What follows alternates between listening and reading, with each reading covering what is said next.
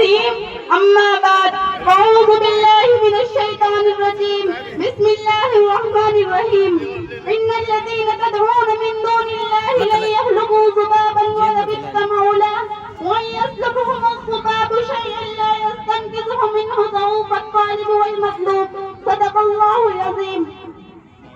اندازے بیاں اگرچہ بہت شوق نہیں ہے، اندازے بیاں اگرچہ بہت شوق نہیں ہے، شاید کہ اتر جائے تیرے دل میں میری بات. قابل قدر صدر، محترم حضرات، سامعین کرام اور میرے عزیز دوستوں، قدرت کے نظام کائنات پر جب ہم نظر ڈالتے ہیں تو روز روشن کی طرح خود بخود یہ بات طے ہو جاتی ہے کہ دنیا کی کوئی بھی چیز خود بخود وجود میں نہیں آئی ہے، بلکہ اس کا کوئی بنانے والا ہے. ہر مصنوع کا کوئی صانع ہے، ہر مخلوق کا کوئی خالق ہے، ہر مضروب کا کوئی غالب ہے، ہر موجود کا کوئی واجد ہے، ہر مضروب کا کوئی غالب ہے، ہر مقتول کا کوئی قاتل ہے، ہر مملوک کا کوئی مالک ہے، ہر مملوک کا کوئی نہ کوئی مالک ہے. اور دنیا کی ہر چیز اپنے وجود میں دوسرے کا محتاج ہے. اور ہمیں فضا میں اڑتا ہوا کوئی جہاز ہیلی کاپٹر راکٹ دکھائی دیتا ہے تو پہلے اسے کسی کارخانے میں تیار کیا گیا ہے. اگر سمندر میں تیز آتی ہے تو یہ بھی کسی فیکٹری میں بنائی گئی ہے.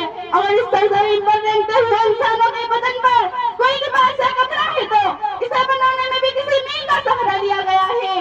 جب دنیا کی کوئی چیز بغیر بنائی نہیں بن سکتی تو چلو سوچو تو صحیح کہ اتنا لمبا چوڑا نیلا آسمان، یہ چوڑی چپڑی زمین، آسمان سے بات کرتا ہوا اونچا اونچا پہاڑ، زمین پر بلغاتی ہوئی ندیاں، لہلہاتا ہوا یہ ہرا بھرا درخت اور ان میں رنگ برنگے پھول اور پودوں کا وجود کیسے عمل میں آ گیا کہ ان چیزوں کو کوئی بنانے والا نہیں، کہ ان چیزوں کو کوئی پیدا کرنے والا موجود نہیں.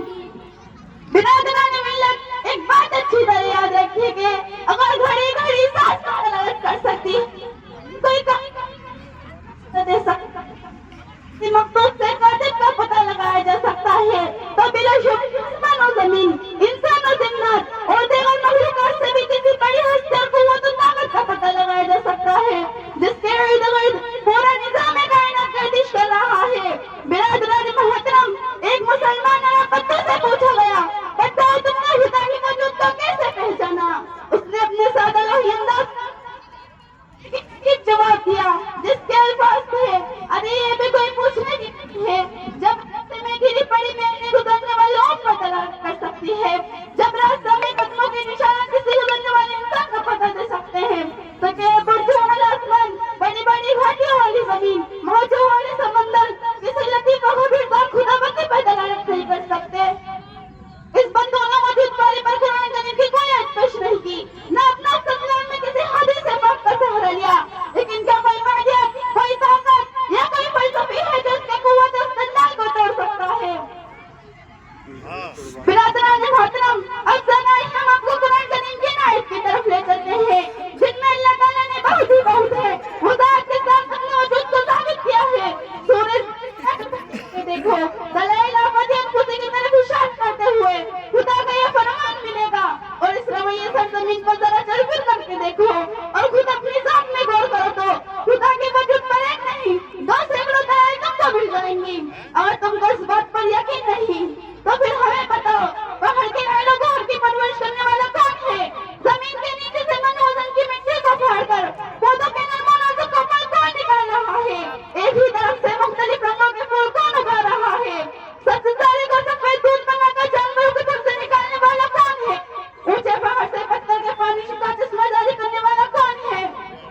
اور ذرا ٹھاٹے مارتے ہوئے سمندر کو دیکھو، ایک طرف میٹھا پانی بہ رہا ہے، دوسری طرف نمکین پانی جاری ہے، دونوں میں کوئی آڑ نہیں، کوئی دیوار نہیں، پھر بھی اختلاف ہے، مددوں سے دونوں اپنی اپنی سمت روا دوا ہے. بتاؤ اس پر کس کا حکم چل رہا ہے؟ پالتا ہے بیج کا مٹی کی تاریکی میں کون؟ پالتا ہے بیج کا مٹی کی تاریکی میں کون دریا سے موضوع اٹھاتا ہے صاحب. لیکن ذرا سوچو تو صحیح، کیا رب العزت کو دنیاوی بادشاہوں پر قیاس کیا جا سکتا ہے؟ کیا انسانی نظام کو خدائی نظام کی ہمسری حاصل ہو سکتی ہے؟